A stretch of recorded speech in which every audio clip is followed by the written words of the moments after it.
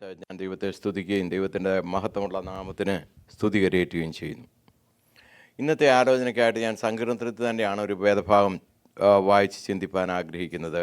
37-ാം സങ്കീർത്തനത്തിൻ്റെ ആദ്യ ഭാഗം, അതിൻ്റെ 9 വരെയുള്ള വാക്യഭാഗങ്ങൾ ഞാൻ വായിക്കുന്നു. ദുഷ്പ്രവർത്തിക്കാരുടെ നിമിത്തം നീ മുഷിയരുത്, നീതികേട് ചെയ്യുന്നവരോട് അസൂയപ്പെടുകയും അരുത്. അവർ പുല്ലുപോലെ വേഗത്തിൽ ഉണങ്ങി പച്ചച്ചെടി പോലെ വാടിപ്പോകുന്നു. യഹോവയിൽ ആശ്രയിച്ച് നന്മ ചെയ്യുക, ദേശത്ത് പാർത്ത് വിശ്വസ്തത ആചരിക്കുക. യഹോവയിൽ തന്നെ രസിച്ചു കൊള്ളുക, അവൻ നിൻ്റെ ഹൃദയത്തിലെ ആഗ്രഹങ്ങളെ നിനക്ക് തരും.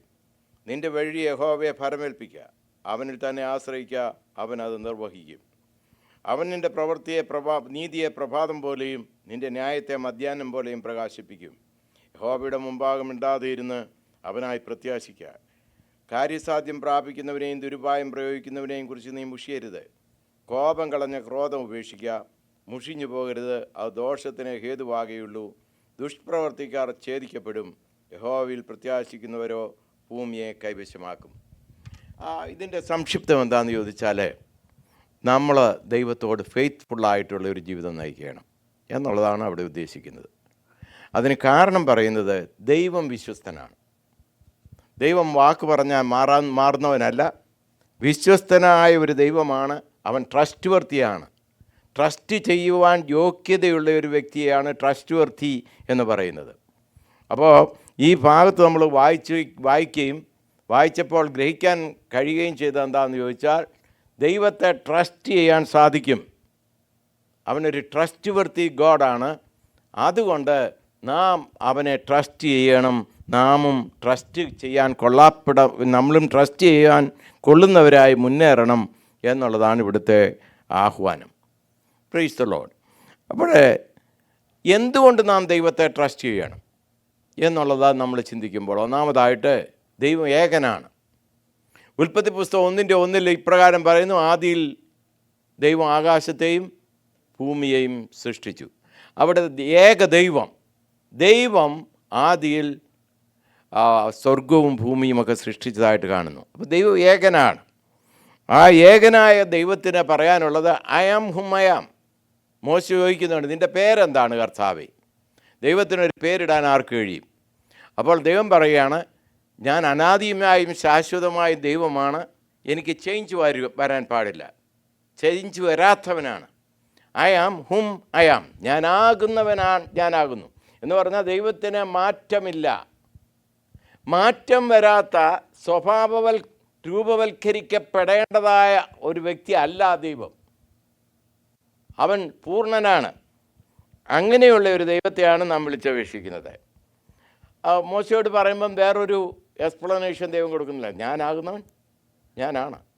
അതുകൊണ്ടാണ് നീ അവരോട് പറയേണ്ടത്, നിൻ്റെ ജനമായ ഇസ്രയേലിനോടും ഈജിപ്തിലുള്ളവരോടും പറയേണ്ടത്, ഞാനാകുന്നവൻ നിങ്ങളെ എൻ്റെ അടുക്കിലേക്ക് അയച്ചിരിക്കുന്നത്. അതിനാണ് നമ്മൾ യഹോവ എന്നൊക്കെ പറയുന്ന പദം അതിൽ നിന്നുള്ളതാണ്.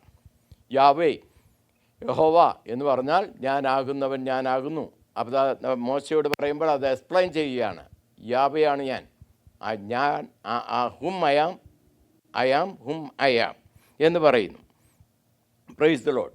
2 ശമൂവേലിൻ്റെ പുസ്തകം എടുക്കുക, അതിൻ്റെ 7-ാം അധ്യായം 18-ാം വാക്യം.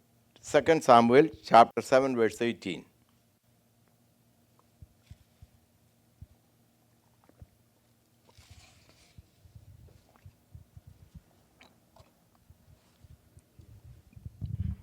അപ്പോൾ ദാവീദ് രാജാവ് അകത്തുചെന്ന് യഹോവയുടെ സന്നിധിയിലിരുന്ന് പറഞ്ഞതെന്നാൽ, കർത്താവായ യഹോവേ, നീ എന്നെ ഇത്രത്തോളം കൊണ്ടുവരുവാൻ ഞാനാ, എൻ്റെ മൃഗവും എന്തുള്ളൂ. കർത്താവായ യഹോവേ, ഇതും പോരാ എന്ന് നിനക്ക് തോന്നിട്ട് വരുവാനുള്ള ദീർഘകാലത്തേക്ക് അടിയന്റെ ഗൃഹത്തെക്കുറിച്ചും നീ അരുളി ചെയ്തിരിക്കുന്നു. അപ്പോൾ അവിടെ ട്രസ്റ്റ് വർത്തിയായ ഒരു ദൈവത്തെയാണ് ദാവീദ് കാണുന്നത്. നിൻ്റെ സന്നിധിയിൽ എന്നെ നീ കൊണ്ടുവരുവാൻ ഞാൻ എന്തുണ്ട് കർത്താവേ? Who am I? You are whom you are. But who am I? ഞാൻ നിസ്സാരനാണ്. ആ നിസ്സാരനായി ഞാൻ എന്തുണ്ട് നിൻ്റെ സന്നിധിയിൽ നിൽക്കാൻ? എന്നിട്ട് അതിൻ്റെ 21, 22 വാക്യം വായിച്ചാട്ട്. യഹോവേ, നീ അടിയനെ അറിയുന്നു. നിന്റെ വചന നിമിത്തവും നിന്റെ പ്രസാദപ്രകാരവുമല്ലോ നീ ഈ വൻകാര്യമൊക്കെ ചെയ്ത് അടിയനെ അറിയിച്ചിരിക്കുന്നത്. വലിയവനാകുന്നു, നിന്നെപ്പോലെ ഒരുത്തനുമില്ല. ഞങ്ങൾ സ്വന്തം ചെവി കൊണ്ട് കേട്ടതൊക്കെയും ഓർത്താൽ നീ അല്ലാതെ ഒരു ദൈവവും ഇല്ല. നീ അല്ലാതെ ഒരു ദൈവവുമില്ല. ഏക ദൈവം. നമ്മൾ ഇന്ത്യയിലൊക്കെ ചെന്നാൽ 33 കോടി ദൈവങ്ങൾ അവിടെ ഉണ്ടെന്നാണ് അവർ പറയുന്നത്. 33 കോടി എന്ന് പറയുമ്പോൾ 3.3 മില്യൺ ഗോഡ്സ് ഉണ്ട്. 33 കോടി അല്ല, actually it is 33 million gods അവിടെ ഉണ്ട്. എന്നാൽ നമ്മുടെ ദൈവം അങ്ങനെയല്ല. 33 കോടി ദൈവങ്ങളൊന്നുമില്ല. ഏക ദൈവം, സകലത്തും ഉരുവാക്കിയ ദൈവം. അതുകൊണ്ട് ഇവിടെ ദാവീദ് പറയുകയാണ്, വലിയവനായ ദൈവം, മാറ്റം വരേണ്ട ആവശ്യമില്ലാത്തവനായ അവിടുന്ന്, നിസ്സാരനായ എന്നെ ഇത്തറ്റം കൊണ്ടുവരാൻ കർത്താവേ ഞാൻ ആരുണ്ട്? ഞാൻ നിസ്സാരനാണ്, നീ അല്ലാതെ ഒരു ദൈവവുമില്ല എന്ന് പറഞ്ഞ് തിരുസന്നിധിയിൽ സന്തോഷിക്കുന്ന ദാവീദിനെ നമ്മൾ കാണും. അപ്പോൾ ദൈവം ഏകനായതിനാൽ അവൻ സകല മഹത്വത്തിനും യോഗ്യനാണെന്ന് മാത്രമല്ല, അവൻ ട്രസ്റ്റ് വർത്തി ഗോഡാണ് എന്ന് മാത്രമല്ല, he is the essence of truth. അവൻ സത്യമാണ്. ട്രൂത്ത് എന്ന് പറഞ്ഞാൽ യാഥാർത്ഥ്യം. സങ്കീർത്തനം 31 എടുത്തേ, Psalms 31 verse 5. നിന്റെ കയ്യിൽ ഞാൻ എൻ്റെ ആത്മാവിനെ പരമേൽപ്പിക്കുന്നു, വിശ്വസ്തതയുമായ യഹോവേ, നീ എന്നെ വീണ്ടെടുത്തിരിക്കുന്നു. വിശ്വസ്തനായ ദൈവം, നമ്മുടെ ദൈവം ആരാണ്? വിശ്വസ്തനായ ദൈവം. യഹോവേ, നീ എന്നെ വീണ്ടെടുത്തിരിക്കുന്നു. വിശ്വസ്തനായ ദൈവമാണ് നമ്മുടെ ദൈവം. ആ മഹാദൈവം നമ്മെ വീണ്ടെടുത്തിരിക്കുന്നു എന്ന് നമ്മൾ കാണുന്നു. അതുപോലെ നമ്മൾ യോഹന്നാൻ്റെ സുവിശേഷം 14, 15, 16 ഈ അധ്യായങ്ങളൊക്കെ എടുക്കുകയും വായിക്കുകയും ചെയ്യുമ്പോൾ അവിടെ കാണുന്നത് പരിശുദ്ധാത്മാവിനെക്കുറിച്ച്, അഥവാ ദൈവത്തെക്കുറിച്ച് പറയുന്നത് സ്പിരിറ്റ് ഓഫ് ട്രൂത്ത്. ദൈവം സത്യമാണ്. അവനിൽ സത്യമല്ലാത്ത ഒന്നുമില്ല. പൂർണ്ണ സത്യമാണ് നമ്മുടെ കർത്താവ്. Hallelujah, praise God. അതുകൊണ്ട് മാത്രമല്ല, ഹീസ് ആബ്സല്യൂട്ട്ലി ഫെയ്ത്ത്ഫുൾ. അവനെ വിശ്വസിക്കാൻ കൊള്ളാം. നമ്മുടെ ലോകത്തിലെ മനുഷ്യരെയൊക്കെ എടുത്താൽ എല്ലായ്പ്പോഴും വിശ്വാസയോഗ്യരല്ല. എത്ര കൊള്ളാമെന്ന് പറയുന്ന വ്യക്തിയും ചിലപ്പോൾ അവിശ്വസ്തതകൾ അവരുടെ ജീവിതത്തിൽ നിന്ന് വരാം. എന്നാൽ നമ്മുടെ ദൈവം അങ്ങനെയല്ല. He's faithful always. അവൻ വിശ്വാസത്തിന് അവൻ ഫെയ്ത്ത്ഫുള്ളാണ്. നമ്മൾ വിലാപങ്ങളുടെ പുസ്തകം എടുക്കുക, അതിൻ്റെ 3-ാം അധ്യായം 23-ാം വാക്യം വായിക്കാം. ലാമെന്റേഷൻസ് ചാപ്റ്റർ 3 വേഴ്സ് 23 വായിക്കാം.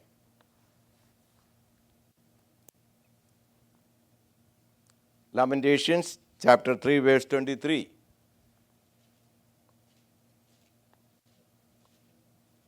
ദൈവത്തിൻ്റെ വചനത്തെക്കുറിച്ച് പറയുകയാണ്. They are new every morning. രാവിലെ തോറും പുതിയതും നിന്റെ വിശ്വസ്തത വലിയതുമാകുന്നു. ഗ്രേറ്റ് ഈസ് ദൈ faithfulness. They are new every morning. Price the Lord. ഓരോ പകലിലും അത് വചനങ്ങളാണ് എന്ന് മാത്രമല്ല, ഗ്രേറ്റ് ഈസ് ദൈ ഫെയ്ത്ത്ഫുൾനെസ്. ദൈവത്തിൻ്റെ വിശ്വസ്തത ശ്രേഷ്ഠമാണ്. Praise the lord. അപ്പോൾ കർത്താവ് ഇപ്രകാരം പറഞ്ഞിട്ടുണ്ട്, I will never leave you or forsaken you. ഞാൻ നിന്നെ ഒരു നാളും കൈവിടുകയില്ല, മറക്കയില്ലെന്നാണ് കർത്താവ് പറയുന്നത്. അപ്പം നമുക്ക് ദൈവത്തെ വിശ്വസിക്കാൻ കഴിയുന്ന ബിക്കോസ് അവൻ പറയുന്നു, ഞാൻ നിന്നെ ഒരു നാളും കൈവിടത്തില്ല, ഞാൻ നിന്നെ ഒരു നാളും ഉപേക്ഷിക്കുകയില്ല. അങ്ങനെ നമ്മളെ കൈവിടുകയോ ഉപേക്ഷിക്കുകയോ ചെയ്യാത്ത ഒരു ദൈവത്തിൽ നമ്മൾ ശരണം വെച്ചിരിക്കുന്നത് കൊണ്ട് അവനെ നമ്മൾ ആരാധിക്കുവാൻ അവൻ യോഗ്യനാണ്. Praise the lord, hallelujah. അവൻ ട്രസ്റ്റ് വർത്തി ഗോഡാണ്. അവൻ ട്രസ്റ്റ് വർത്തിയാണ്. എന്തുകൊണ്ടാണ്? അവൻ നമ്മുടെ പാപങ്ങളെ ക്ഷമിക്കുന്നു. ഹല്ലേലൂയ. തിരുവചനം പറയുകയാണ്, if we confess our sins he will forgive our sins. അവിടെ നമ്മുടെ പാപത്തെക്കുറിച്ച് ബോധം വരുത്തുന്നു. വീണ്ടും ജന്മം പ്രാപിച്ച ഓരോ ദൈവ പൈതലിലും ദൈവത്തിൻ്റെ പരിശുദ്ധാത്മാവുണ്ട്. പരിശുദ്ധാത്മാവിൻ്റെ ഒരു ഗുണം, പരിശുദ്ധാത്മാവ് സകല സത്യത്തിലും നമ്മെ വഴി നടത്തുന്നു. പാപത്തെക്കുറിച്ച്, നീതിയെക്കുറിച്ച്, ന്യായം വിധിയെക്കുറിച്ച് ദൈവം നമുക്ക് ബോധം വരുത്തുന്നു. ഓരോ ദിവസവും നമ്മുടെ ജീവിതത്തിൽ വരുന്ന തെറ്റുകളെ നമ്മുടെ ജീവിതത്തിൽ ഓർമ്മ വരുത്തിക്കൊണ്ട് അത് ഏറ്റുപറഞ്ഞ് ഉപേക്ഷിച്ച് കരുണ പ്രാപിപ്പാൻ്റെ കോണം ദൈവം നമ്മുടെ ഹൃദയത്തോട് ഇടപെടും. കാരണം എന്താണ്? നമ്മൾ വീണ്ടും ജന്മം പ്രാപിച്ച ദൈവവൈതലാണ്. പാപിക്ക് മാത്രമല്ല മാനസാന്തരം ആവശ്യം, വീണ്ടും ജന്മം പ്രാപിച്ച ഓരോ ദൈവവൈതലിനും മാനസാന്തരം ഓരോ ദിവസവും അനിവാര്യമാണ്. നമ്മുടെ ജീവിതത്തിൽ എന്ത് തെറ്റ് വന്ന് അത് ദൈവം നമുക്ക് ബോധപ്പെടുത്തും. ദൈവത്തോട് പറയാണ്, കർത്താവ് നിൻ്റെ ആത്മാവ് സത്യത്തിലും എന്നെ വഴി നടത്തണമെന്ന് സിൻസിയറായിട്ട് പ്രാർത്ഥിക്കുന്ന ഒരു വ്യക്തിക്ക് ദൈവം പാപബോധം തരും. നീ ഈ പറഞ്ഞ വാക്ക് തെറ്റാണ്, ആ ചെയ്ത പ്രവൃത്തി തെറ്റാണ്. അത് നമുക്ക് ബോധവൽക്കരിക്കപ്പെടുകയും ആ പാപത്തെ തെറ്റിനെ നമ്മൾ ഏറ്റുപറയുകയും ഇനി ഞാൻ ആവർത്തിക്കുകയില്ല എന്ന ദൈവസ്ഥാനത്ത് തീരുമാനം കൈക്കൊള്ളുകയും ചെയ്യുന്ന സമയത്ത് ദൈവം നമ്മുടെ ലംഘനങ്ങളെ ക്ഷമിക്കുകയും അവയ്ക്ക് അറുതി വരുത്തുകയും ചെയ്യുന്നു. ഹി പാർഡനസ്, നമ്മുടെ കുറവുകൾ നമ്മളോട് ക്ഷമിക്കുന്നു, കുറ്റങ്ങൾ ഓർക്കയില്ല. നമ്മൾ കർത്താവിനെ ട്രസ്റ്റ് ചെയ്യുന്നു. കാരണം എന്താണ്?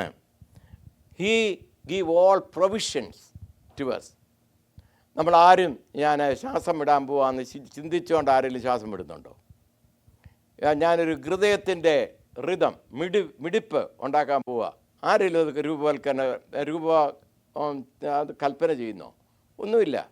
അത് യാദൃച്ഛികമല്ല, അതിങ്ങനെ സ്പോണ്ടേനിയസ് ആയിട്ട് നടക്കുകയാണ്. നമ്മുടെ ശ്വാസം എടുക്കുന്നു, അത് ഉച്ഛസിക്കുന്നു. അതുപോലെ നമ്മുടെ ഹൃദയം മിടിപ്പ് നടക്കുന്നു. ഇതൊന്നും നമ്മൾ പ്രയത്നം കൊണ്ട് ചെയ്യുന്നതല്ല, ദൈവം അത് ചെയ്യുകയാണ്. He gives all provision. ഇപ്പം നമ്മുടെ ജീവിതത്തിൽ ലങ്സിനൊക്കെ പ്രോബ്ലം വരുമ്പോൾ നമ്മൾ എന്ത് ചെയ്യുന്നു? നമ്മൾ എയർ ഓക്സിജൻ ബ്രീത്ത് ചെയ്യുന്നു, ടേക്ക് ഇൻ ചെയ്യുന്നു. എന്നാൽ നമ്മൾ അതിന് കാശ് കൊടുക്കണം. ഓക്സിജൻ ടാങ്കിന് കാശ് കൊടുക്കണം, അതിൻ്റെ ഡോക്ടേഴ്സിന് ഫീ കൊടുക്കണം, അതൊക്കെ വേണം. എന്നാൽ ഇത് വല്ലതും ആയിട്ടാണോ ആരോഗ്യത്തോടെ ഇരിക്കുമ്പോൾ നമ്മൾ ശ്വസിക്കുന്നത്? He's a good provider. നമ്മുടെ ദൈവം പ്രൊവൈഡ് ചെയ്യുന്നവനാണ്. Provision. Hallelujah. My God shall supply all my needs according to his riches in glory through Christ Jesus. Hallelujah. എൻ്റെ സകല ആവശ്യങ്ങളും തൻ്റെ മഹത്വത്തിൻ്റെ ധനത്തിനൊത്തവണ്ണം നിറവേറ്റി തരുന്ന ഒരു ദൈവമാണ് നമ്മുടെ കർത്താവ്. അവൻ ട്രസ്റ്റ് ചെയ്യാൻ കൊള്ളുന്ന ദൈവമാണ്. Price the Lord. അത് മാത്രമല്ല, ഹീസ് ട്രസ്റ്റ് വർത്തി.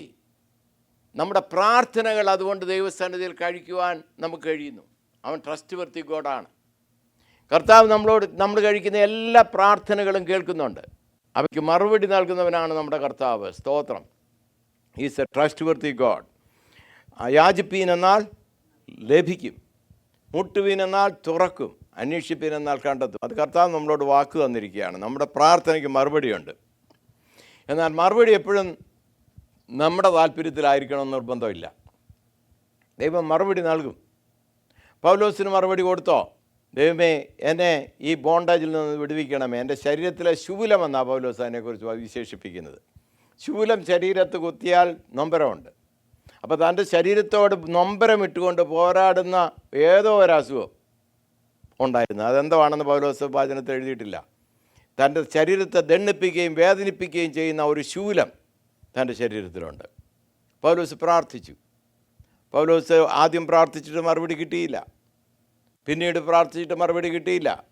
എന്നാൽ അവസാനം പ്രാർത്ഥിച്ചപ്പോൾ കർത്താവ് പറയാണ്, എൻ്റെ കൃപ നിനക്ക് മതി, ഹല്ലേലൂയ എന്ന് പറഞ്ഞുകൊണ്ട് എൻ്റെ മഹത്വം നിൻ്റെ ബലഹീനതയിൽ വെളിപ്പെട്ടു വരുന്നു. അപ്പോൾ ദൈവത്തിൻ്റെ മഹത്വം വെളിപ്പെടുന്നത് നമ്മുടെ ബലഹീനതയിൽ വെളിപ്പെട്ടു വരുന്നു എന്നവിടെയൊക്കെ പറയുകയാണ്. Price the lord. ഹല്ലേലൂയ. അപ്പോൾ ദൈവത്തിൻ്റെ മഹത്വം, എൻ്റെ കൃപ നിനക്ക് മതി എന്ന് പൗലോസിനോട് പറയുന്നു. അപ്പോൾ അവിടെ മറുപടിയുണ്ട്. താൻ ആഗ്രഹിച്ച പ്രകാരമല്ല മറുപടി, എങ്കിൽ പോലും ദൈവം മറുപടി കൊടുത്തു, എൻ്റെ കൃപ നിനക്ക് മതി. ഞാൻ ഈ പെയിന് അഥവാ ഈ ശൂലം നിൻ്റെ ജഡത്തിൽ നിന്ന് എടുക്കുന്നില്ല. നീ ജഡത്തിൽ നിഗളിച്ചു പോകാതിരിക്കേണ്ടതിന് ഇത് നിൻ്റെ ദേഹത്ത് തന്നിരിക്കുക എന്ന് പറയുകയാണ്. അപ്പോൾ എന്നാൽ ദൈവം നമ്മുടെ പ്രാർത്ഥനയ്ക്ക് മറുപടി തരുന്നു. പൗലോസിനും മറുപടി കൊടുത്തു. ഹല്ലേലൂയ. ദൈവത്തിൻ്റെ എപ്പോഴും ഉള്ളൊരു വാക്തത്വം എന്താണെന്ന് ചോദിച്ചാൽ, I will never leave you or forsake U. അവൻ നമ്മെ ഒരു നാൾ ഉപേക്ഷിക്കുകയില്ല എന്നുള്ളതാണ് ദൈവത്തിൻ്റെ വാക്തത്വം. ഹല്ലേലൂയ. അവൻ നമ്മെ ഒരു നാൾ ഉപേക്ഷിക്കുകയില്ല. ഹല്ലേലൂയ. എന്ന് മാത്രമല്ല, ദൈവം നമ്മെ പാപത്തിൽ അകപ്പെടാതെ സൂക്ഷിക്കുന്നു. നമ്മുടെ മിടുക്കൊണ്ടല്ല നമ്മൾ പാപത്തിലേക്ക് പോകാതിരിക്കുന്നത്. ഒരു ദൈവവൈതൽ, രക്ഷിക്കപ്പെട്ട ദൈവവൈതൽ പാപത്തിൽ പോകാതിരിക്കുന്നത് അവൻ്റെ മനസ്സംയമനം കൊണ്ട് മാത്രമൊന്നുമല്ല, പരിശുദ്ധാത്മാവ് ഗൈഡ് ചെയ്യുന്നത് കൊണ്ടാണ്. ഒരു ടെംപ്റ്റേഷൻ വരും, എന്നാൽ ആ ടെംപ്റ്റേഷനെ റെസിസ്റ്റ് ചെയ്ത് വിജയിക്കുവാനുള്ള ബലം തരുന്നത്, അതിനുള്ള ആർജവം തരുന്നത് പരിശുദ്ധാത്മാവാണ്. അല്ലെങ്കിൽ ദൈവം എന്ത് ചെയ്യുന്നത് എന്താ അറിയാമോ? പരീക്ഷയിൽ വീണു പോകാതിരിക്കേണ്ടതിന് നീക്കുപോക്ക് തരും. Praise the Lord. അങ്ങനെ ചെയ്യുന്നത് കൊണ്ടാണ് നമ്മളൊക്കെ രക്ഷപ്പെട്ടു പോകുന്നത്. നമ്മുടെ ദൈവം ട്രസ്റ്റ് വർത്തി ഗോഡാണ്. അവൻ ട്രസ്റ്റ് ചെയ്യാൻ യോഗ്യനായ ദൈവമാണ്. എന്ന് മാത്രമല്ല, കർത്താവ് സന്തോഷം തരുന്നവനാണ്. ക്രിസ്ത്യൻ ലൈഫ് ഒരു ബോറിംഗ് ലൈഫ് അല്ല, സന്തോഷം നൽകുന്ന സമയങ്ങളാണ്. ഞാൻ രാവിലെ ദീർഘസമയങ്ങൾ ദൈവസന്നിധിയിൽ ഏകനായിട്ടിരിക്കാറുണ്ട്.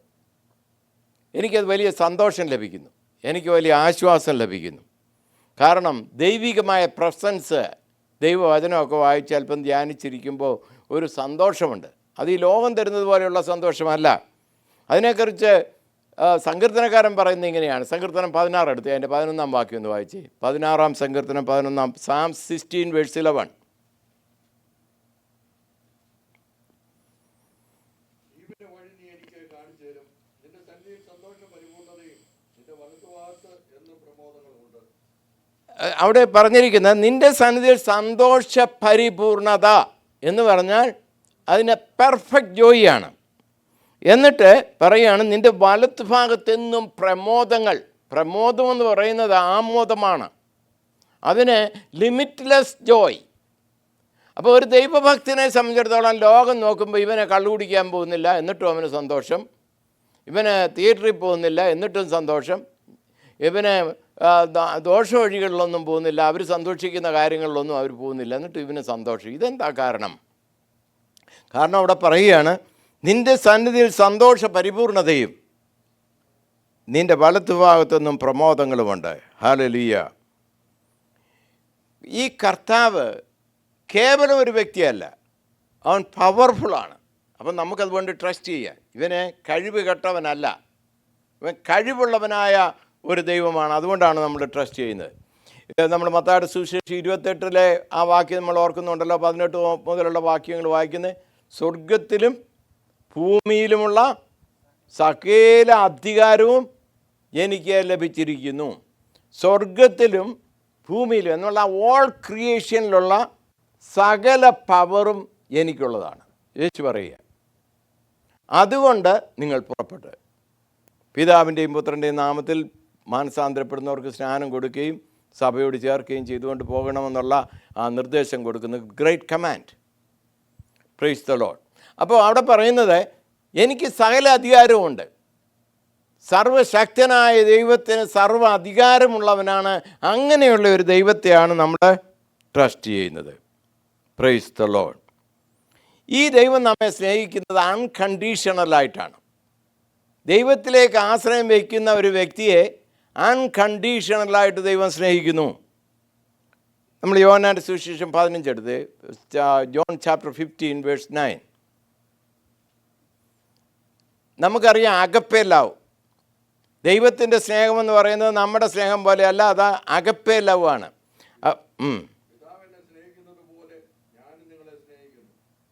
പിതാവ് എന്നെ സ്നേഹിക്കുന്നത് പോലെ ഞാനും നിങ്ങളെ സ്നേഹിക്കുന്നു എന്ന് പറഞ്ഞാൽ കർത്താവ് പറയുകയാണ് ഇത് ട്രിനിറ്റി, ദ ട്രയൂൺ ഗോഡ്, സത്യേക ദൈവം, ട്രയൂൺ ഗോഡ്.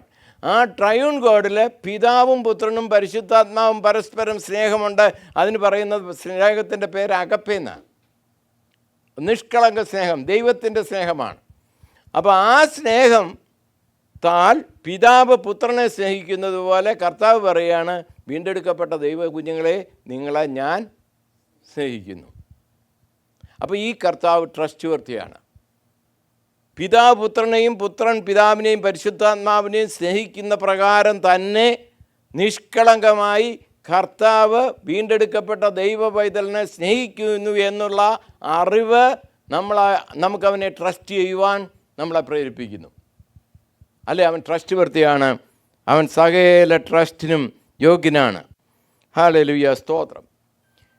ഞാൻ പറഞ്ഞു ദൈവത്തിൻ്റെ പേര് ഏലോഹീം എന്നാണ്. അവൻ്റെ പേര് യാവേ എന്ന് പറയുന്നുണ്ട്, എന്നാൽ അതെല്ലാം മോശയോട് വെളിപ്പെടുത്തുന്നത് ഐ ആം ഹും ഐ ആം, ഞാനാകുന്നവൻ ഞാനാണ്. അതിൻ്റെ അർത്ഥം ഞാൻ മാറ്റം വരുന്നവനല്ല എന്നുള്ള അർത്ഥമാണ് അവിടെ കാണുന്നത്. നമുക്ക്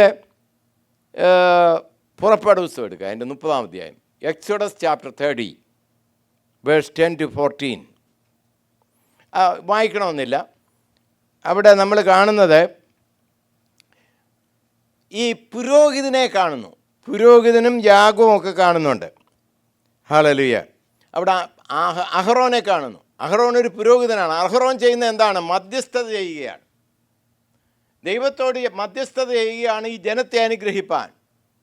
അതുപോലെ മോശ എന്താണ് ചെയ്യുന്നത്? ദൈവത്തിങ്കിൽ നിന്ന് ചിലത് പ്രാപിച്ച് ജനത്തിന് കൊടുക്കുകയാണ്. അപ്പോൾ പൗരോഹിത്യ ഡ്യൂട്ടി എന്താണെന്ന് ചോദിച്ചാൽ ദൈവത്തോട് മനുഷ്യന് വേണ്ടി ഇൻ്റർസെസറി പ്രെയർ നടത്തുന്നു. ഞാനൊരു മധ്യസ്ഥനെ നോക്കുന്നു എന്ന് ദൈവവചനം പലയിടങ്ങളിൽ പറയുന്നുണ്ട്. ദൈവം നോക്കുന്ന ഒരു മധ്യസ്ഥനെയാണ്. എന്തിന്? ഇടിവി നിൽക്കാൻ. ദൈവത്തിനും മനുഷ്യർക്ക് ഇടിവിൽ നിൽക്കാൻ ദൈവം ഒരു മനുഷ്യനെ നോക്കുന്നു. മോശയുടെ പ്രത്യേകത എന്തായിരുന്നു? മോശ ദൈവത്തിനും ഇസ്രായേൽ മക്കൾക്കും മധ്യേ ഇടിവിൽ നിൽക്കുന്ന ഒരു വ്യക്തിയായിരുന്നു. ഓർക്കുന്നുണ്ടോ? ഒരു സമയത്ത് മോശയോട് ദൈവം പറയുക, മോശേ, എനിക്ക് നിൻ്റെ ജനം ഇസ്രായേലിനെ കൊണ്ട് ഞാൻ വളരെയധികം ക്രൂദ്ധിച്ചിരിക്കുന്നു, എനിക്ക് ദേഷ്യം വരുന്നു അവരോട്. അവരുടെ പിറുപിറുപ്പ്, അവരുടെ മത്സരം, അവരുടെ അവിശ്വസ്തത വളരെ വലുതായിരിക്കുന്നു. അതുകൊണ്ട് ഞാനൊരു കാര്യം ചെയ്യും, ഞാൻ ഈ ജനത്തെ അങ്ങ് നശിപ്പിക്കാൻ പോവുകയാണ്. എന്നിട്ട് നിന്നിൽ നിന്ന് ഞാൻ ഒരു ജാതിയെ ഉളവാക്കും.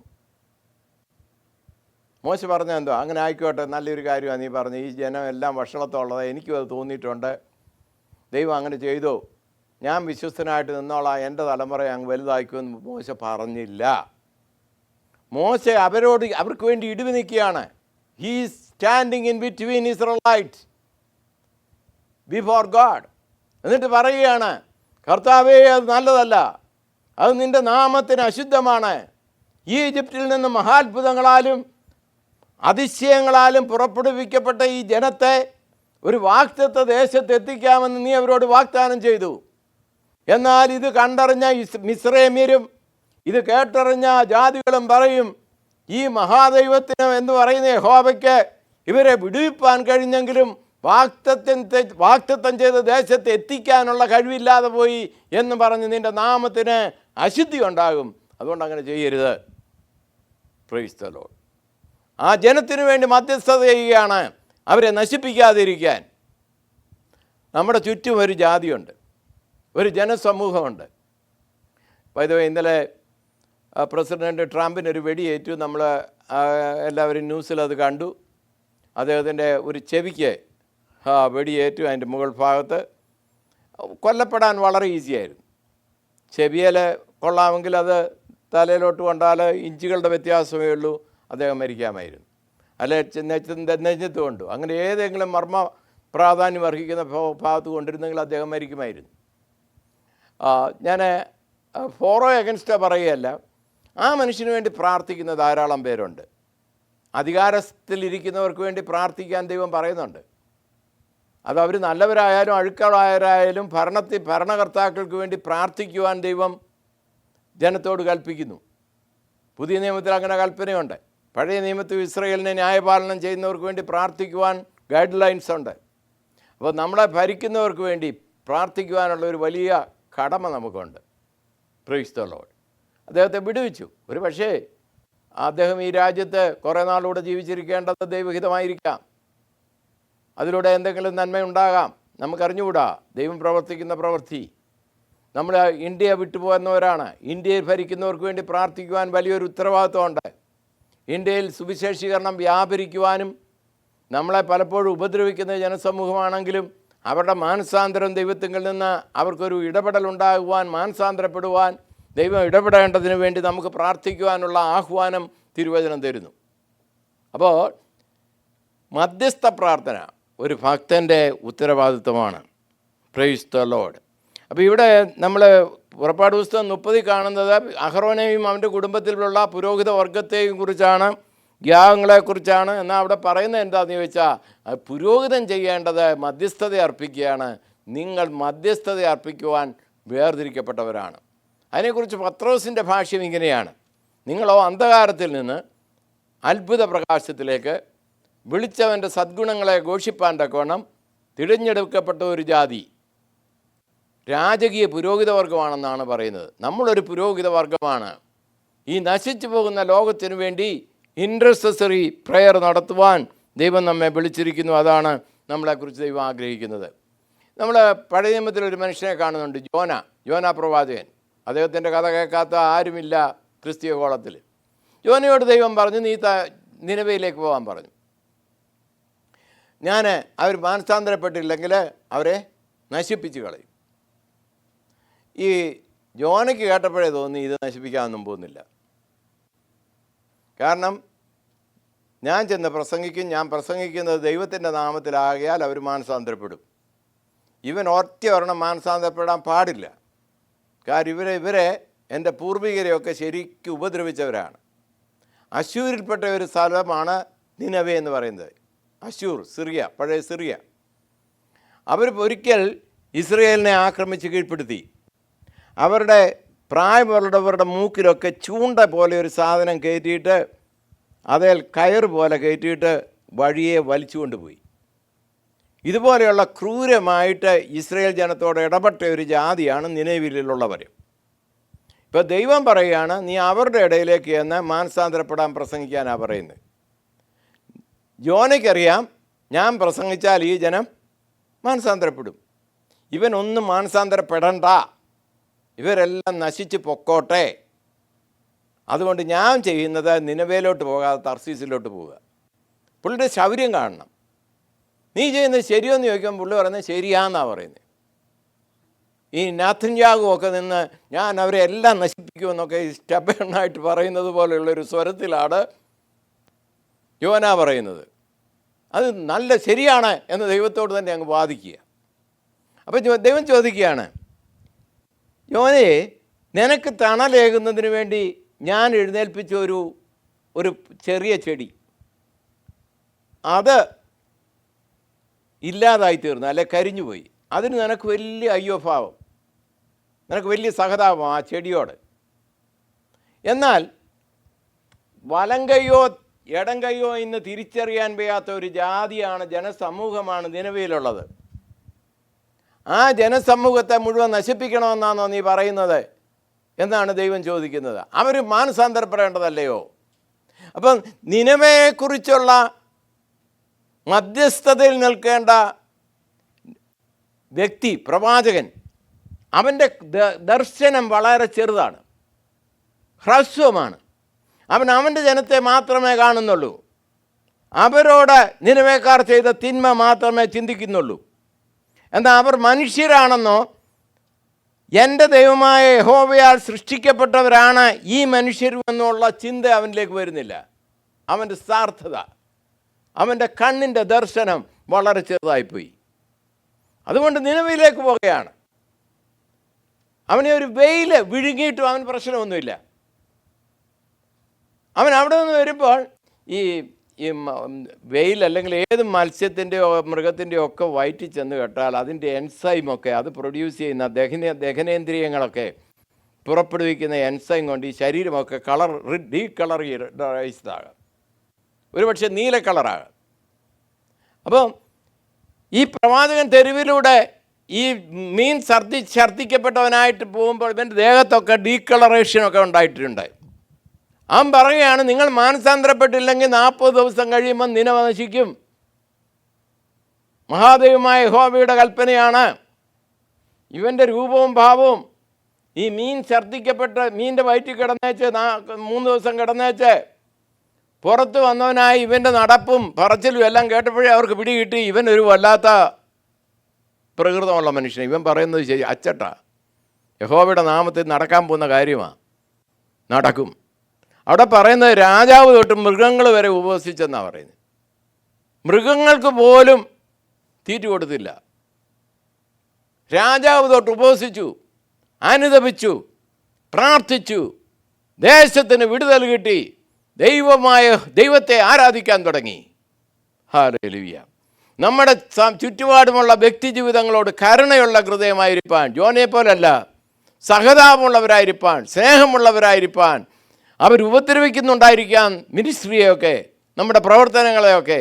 എങ്കിൽ പോലും അവരുടെ മാനസാന്തരത്തിനായിട്ട് കരയുവാൻ, പ്രാർത്ഥിക്കുവാൻ, ഇടിവിൽ നിൽക്കുവാനുള്ള വലിയ ദൗത്യം വീണ്ടും ജനം പ്രാപിച്ച ഓരോ ദൈവ പൈതലിനുമുണ്ട്. സ്തോത്രം.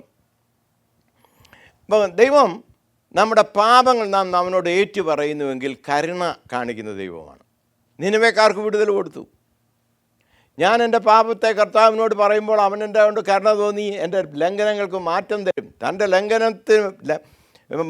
ലംഘനം ഏറ്റു പറയാത്തവന് കരുണ ലഭിക്കില്ലെന്ന് തിരുവചനം പറയുന്നു. ഏറ്റു പറഞ്ഞ് ഉപേക്ഷിക്കുന്നവനോ കരുണ ലഭിക്കും. അപ്പം നമ്മുടെ കുറ്റങ്ങൾ ഓരോ ദിവസവും ദൈവത്തോടെ ഏറ്റുപറഞ്ഞ് കരുണ ലഭിച്ചവരായി മുന്നേറുവാൻ ദൈവം നമ്മെക്കുറിച്ച് ആഗ്രഹിക്കുന്നു. Price the Lord. ദൈവം നമ്മെ എങ്ങനെയാണ് സ്നേഹിക്കുന്നത്? ആർക്കെങ്കിലും പറയാൻ സാധിക്കുമോ? പിതാവാം ദൈവം പുത്രനെ എങ്ങനെ സ്നേഹിക്കുന്നുവോ അതുപോലെ തന്നെ ദൈവം നമ്മെ സ്നേഹിക്കുന്നു. കാരണം നമുക്ക് വേണ്ടി വില കൊടുത്തത് എന്താണ്? സ്വന്തം പുത്രനെ. അപ്പോൾ സ്വന്തം പുത്രനെ എക്സ്ചേഞ്ച് ചെയ്ത് നമ്മെ വിലയ്ക്ക് വാങ്ങിക്കുന്നുവെങ്കിൽ അതിൻ്റെ അർത്ഥം എന്തുവാ? നമുക്ക് ആ സ്വന്തം പുത്രനോടുള്ള സ്നേഹം തന്നെ ദൈവത്തിന് ആരോടുണ്ട്? നമ്മോടുണ്ട്. അപ്പോൾ ദൈവത്തിന് നമ്മോടുള്ള സ്നേഹം തൻ്റെ പുത്രനോളം സ്നേഹം നമ്മോടുമുണ്ട്. Praise the lord. Hallelujah. By the way, നമ്മൾ ഓരോ ദിവസവും ട്രാൻസ്ഫോം ചെയ്യപ്പെടുന്നു, അല്ലേ?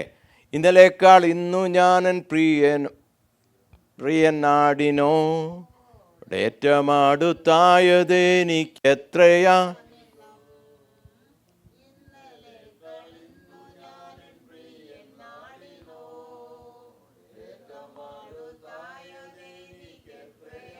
അപ്പോൾ ഓരോ ദിവസവും നമ്മുടെ ജീവിതത്തിൽ ട്രാൻസ്ഫർമേഷൻ വരുന്നു.